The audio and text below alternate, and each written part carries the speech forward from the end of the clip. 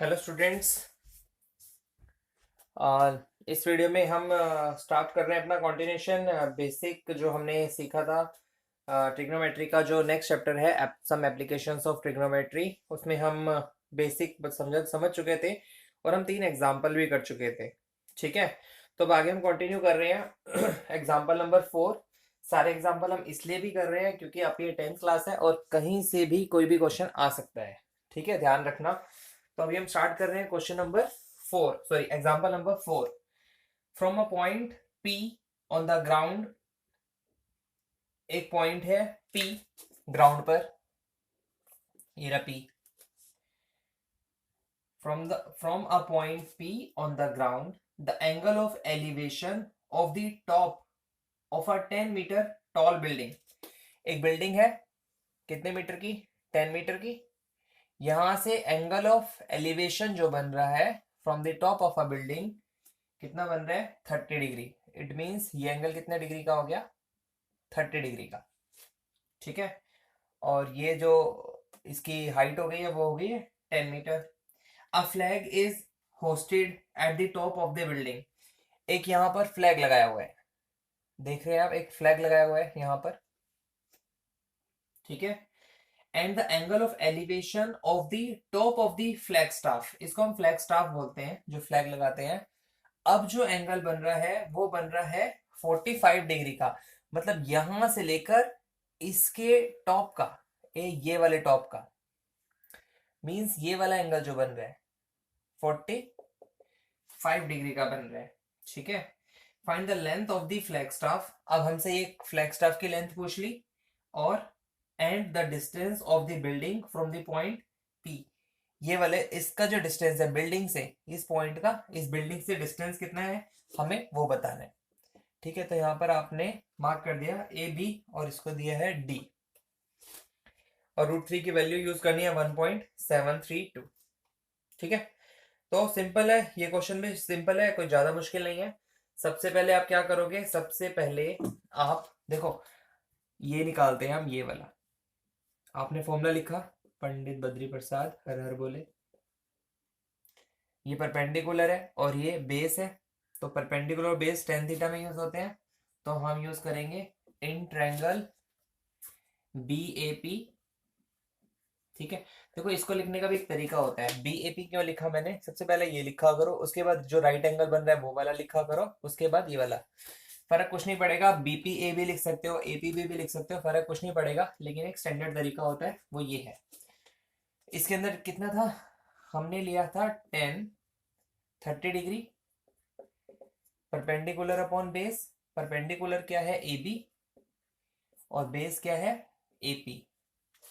ठीक है, 10 30 की वैल्यू होती है 1/√3। ए बी हमें दिया हुआ है 10, ए पी हमें निकालना है, क्रॉस मल्टीप्लाई करा, ए पी यहाँ आ गया, √3 से मल्टीप्लाई हो गया, और 10 इंटू √3 की वैल्यू दी है 1.732। तो हमारा जो ए पी की वैल्यू आ गई है वो आ गई है 17.32 मीटर। ठीक है, यहां तक क्लियर है? अब अब हम निकालते हैं ये वाली फ्लैग स्टाफ की हाइट पूछी है। तो अब देखो, अब आपको 45 डिग्री एंगल दिया है ना, इट मींस अब आपको ये पूरा एंगल लेना पड़ेगा in triangle D A P. D A P, इसके अंदर भी ये पूरा इस टाइम परपेंडिकुलर है, ये यहां से यहां तक, और ये है बेस। तो परपेंडिकुलर और बेस कहां पर आ रहे हैं? टेन थीटा में। तो आप यहाँ पे यूज करोगे 1045। परपेंडिकुलर है ये डीए, तो डीए को हम क्या लिख सकते हैं? इसके फ्लैग स्टेफ को हाइट एक्स मान लीजिए, फ्लैग स्टेफ की जो हाइट है एक्स मीटर है, तो इसका मतलब डीए कितना हो गया? x+10।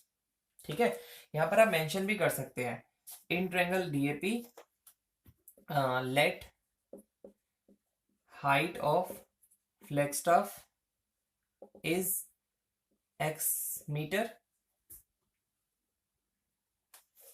ठीक है, और जो पूरा डीए है, डीए कितना हो जाएगा?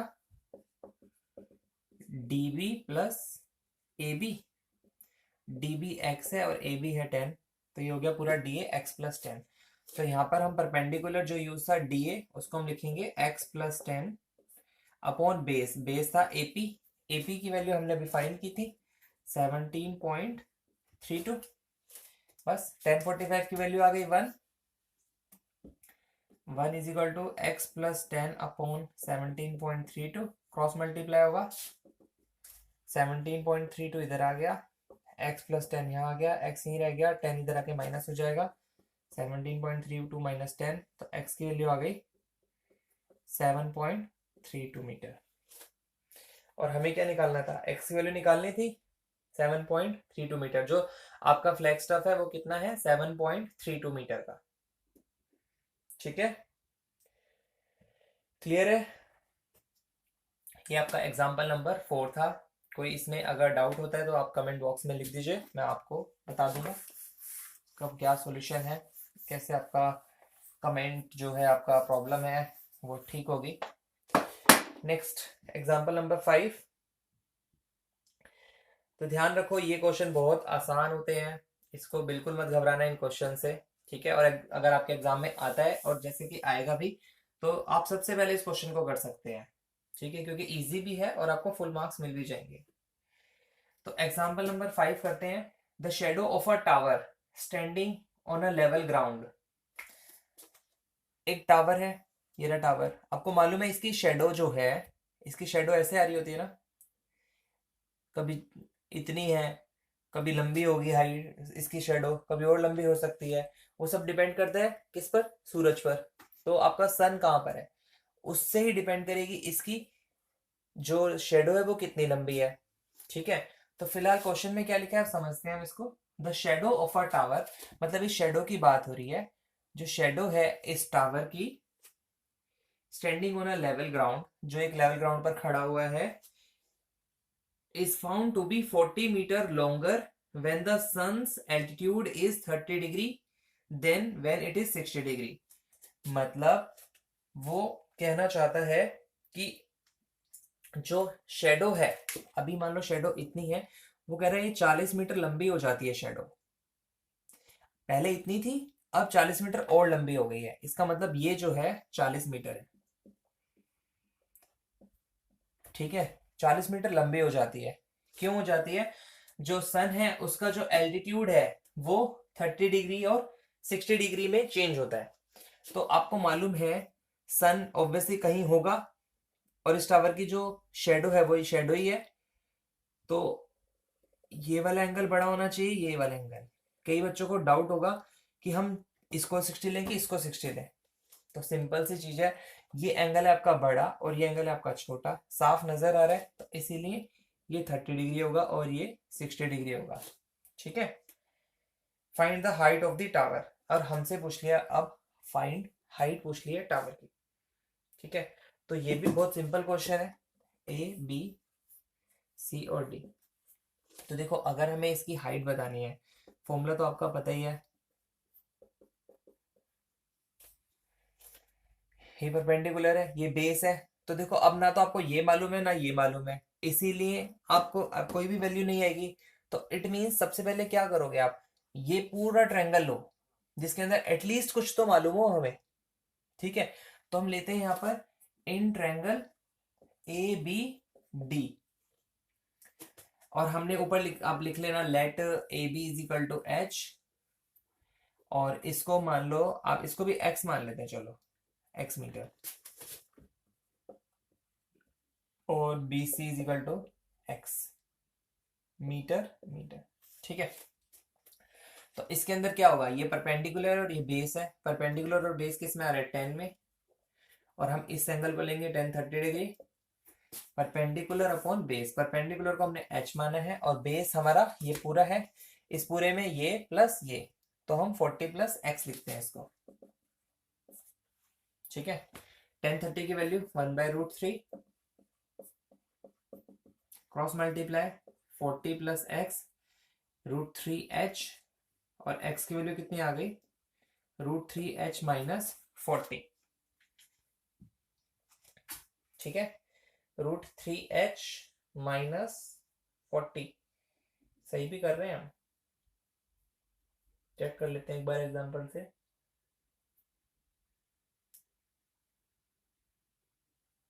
चलो आगे देखेंगे, अगर हमें इसमें कुछ डाउट होता है तो उसको हम आगे चेक करेंगे।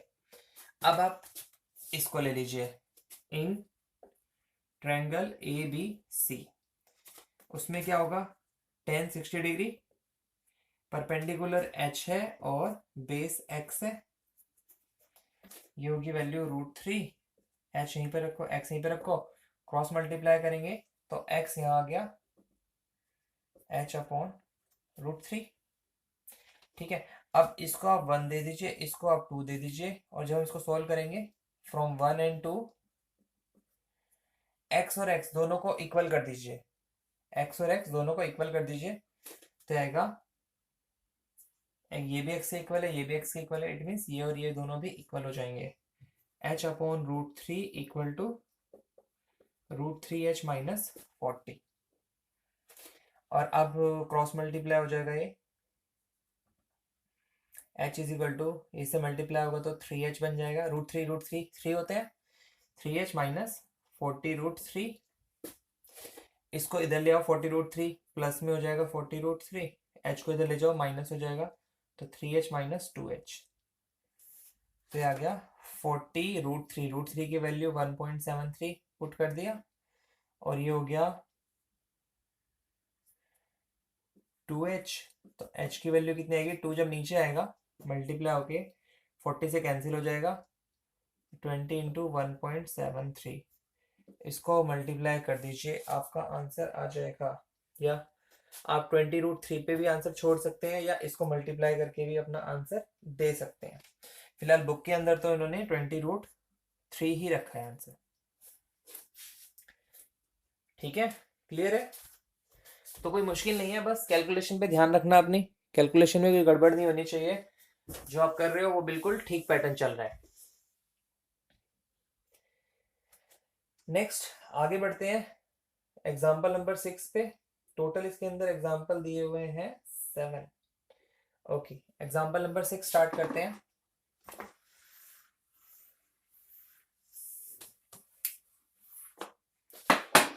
एग्जाम्पल नंबर 6, एग्जाम्पल नंबर 6 में दिया हुआ है the angle of depression of the top and the bottom of an 8 meter tall building from the top of a multi-story building are 30 degree and 45 degree. थोड़ा सा confusing लग रहा है, फिर से पढ़ते हैं, ध्यान से पढ़ना। द एंगल्स ऑफ डिप्रेशन, देखो एंगल ऑफ डिप्रेशन है, इट मींस ऊपर से एंगल बन रहा होगा, है ना, कहाँ के angle of depression, of the top and the bottom of a building, एक बिल्डिंग है, ये बिल्डिंग कितने मीटर लंबी है, 8 मीटर लंबी है, इसके टॉप पे और इसके बॉटम पे।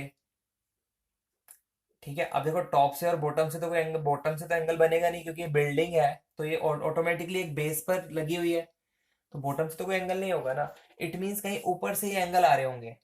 ठीक है, तो हमें बताया जो दो एंगल है, कहाँ कहाँ के, टॉप का और बॉटम का, कहाँ से, from the top of multi storey building. अब एक मल्टी स्टोरी बिल्डिंग है, ये मल्टी स्टोरी मतलब जिसमें बहुत ऊंची बिल्डिंग है, उसके टॉप से,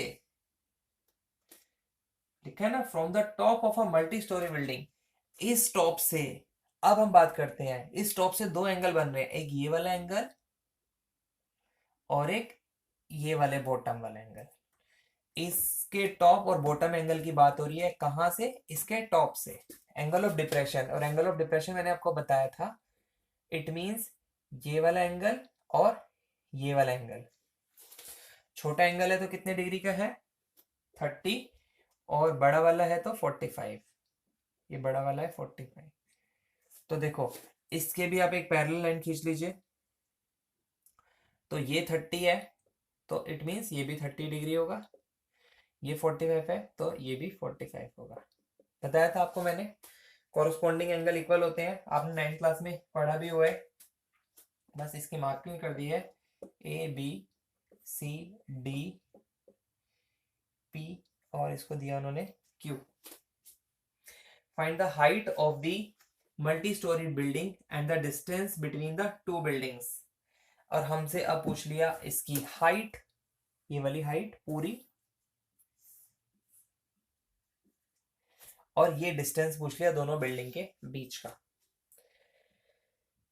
ठीक है, देखो कहीं और वैल्यू कुछ भी नहीं दी है और हमें ये दोनों चीजें निकालनी है। हाँ, एक चीज हमें दी है, ये 8 मीटर टॉल बिल्डिंग है, ये 8 मीटर है, तो इट मीन्स ये भी यहाँ से यहाँ तक 8 मीटर हो जाएगा। ये ध्यान रखना, ये काम आने वाली चीज है हमारी। ठीक है, तो इसको फिलहाल हम मान लेते हैं एच, हम पूरे को नहीं मानते, फिर हम करते हैं एच ना, हम इसको मान लेते हैं। ठीक है, और अब हम करते हैं in triangle P D B, ये वाला एंगल लेते हैं, पी डी बी। हमारा formula perpendicular upon base tan theta में, तो tan 30 is equal to perpendicular है एच, और इस डिस्टेंस को मान लो एक्स, ये एक्स है तो ये भी एक्स होगा, ये सब आप मेंशन कर देना। ठीक है, distance between two buildings is A C is equal to x metre. तो बेस है इसका फिलहाल एक्स, तो टेन 30 की वैल्यू होती है 1/√3, और x इक्वल टू आ गया √3h। ठीक है, इसको हम नंबर दे देते हैं 1। फिर हम दूसरा एंगल लेते हैं, ये वाला इन ट्रायंगल PCA, उसमें हम लेंगे 1045, ये पूरा परपेंडिकुलर है, तो h प्लस 8, बेस है x, इसकी वैल्यू आ गई 1, इसको हमने क्रॉस मल्टीप्लाई करा तो x की वैल्यू आ गई 2 आ गई। तो यहाँ पे करेंगे फ्रॉम 1 and 2, ये भी x है ये भी x है, दोनों इक्वल है, तो इट मीन्स इसके राइट हैंड साइड भी इक्वल हो जाएगी, मतलब √3h और h प्लस 8 इक्वल हो जाएंगे। h माइनस इधर आके माइनस हो गया, h कॉमन लेंगे तो हम बनेगा √3 माइनस 1, h यही रखो 8, ये नीचे आ जाएगा √3 माइनस 1। और अब इसके बाद करो इसकी रैशनलाइजेशन, सब आपने सीखा हुआ है रैशनलाइजेशन। तो ऊपर h की वैल्यू आ जाएगी 8 ब्रैकेट में √3 प्लस 1, नीचे हो जाएगा a minus B, A plus B का formula a square minus B square, 3 minus 1 2, तो h आ गया आपका 4√3 प्लस 1। ठीक है, देखो √3 की वैल्यू नहीं दी तो आप अपने आंसर को यहाँ पर छोड़ सकते हो 4√3 प्लस 1 पर। ठीक है, और आपसे क्या पूछा था, आपसे पूछा था ये वाला डिस्टेंस।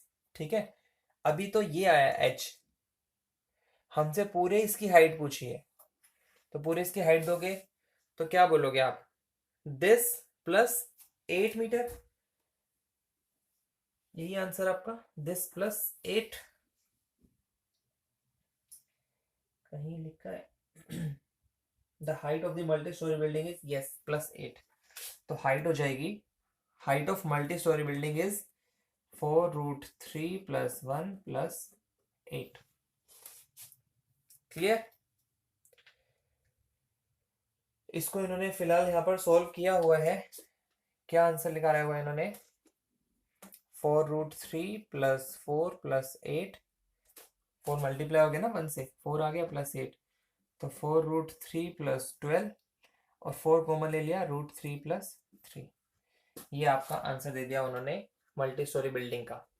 ठीक है, अब हमें एक चीज और निकालनी थी, क्या निकालना है, हमें निकालना था ये वाली वैल्यू, है ना, AC डिस्टेंस भी निकालना था। AC क्या है, x, और x किसके इक्वल था, √3h,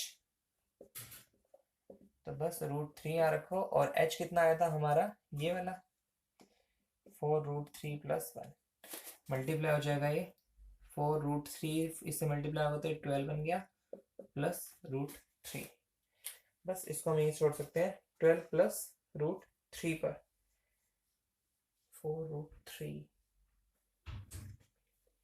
सॉरी 4 यहाँ पर था ऐसे, तो 4√3 से मल्टीप्लाई होगा 12, प्लस इसके मल्टीप्लाई होगा तो 4√3, इसमें हमने 4 कॉमन लिया तो 3 प्लस √3, ये भी वही आ रहा है AC, दोनों सेम आ रहे हैं, ये और ये दोनों सेम आ रहे हैं। ठीक है, दोनों आंसर मिल गए। क्लियर है? अब हम एग्जाम्पल करेंगे, एग्जाम्पल नंबर 7, लास्ट एग्जाम्पल है इस एक्सरसाइज का, सॉरी इस चैप्टर का। उसके बाद हम स्टार्ट करेंगे एक्सरसाइज। ठीक है, तो फिलहाल एग्जाम्पल नंबर 7 करते हैं। ये भी इंपॉर्टेंट एग्जाम्पल दिया है। From a point on a bridge across a river. देखो रिवर भी बनाई हुई है इन्होंने आपके लिए। ठीक है, एक पॉइंट दिया हुआ है, from a point on a bridge across a river. देखो ये उन्होंने ब्रिज बनाया हुआ है, ये एक ब्रिज है ना, ये सड़क है, ऐसे जाती होंगी गाड़ियां, ये सारा नीचे पानी आ रहा है। तो एक ब्रिज पे एक पॉइंट है, उसने इस पॉइंट की बात कर रहा है, from a point on the bridge across a river the angle of depression of the banks, banks होते हैं किनारे, एक किनारा ये रहा, एक किनारा ये रहा, on opposite sides of the river are 30 degree and 45 degree. यहां से एंगल ऑफ डिप्रेशन बन रहा है, एक ये और एक ये वाला एंगल और ये वाला एंगल। अब आप देख लेना बड़ा कौन सा है छोटा कौन सा है। मुझे बड़ा एंगल ये दिख रहा है, तो मैं इसको 60 डिग्री लिख देता हूँ, और इसको सॉरी 60 नहीं 45 डिग्री दिया हुआ है, इसको 30 डिग्री।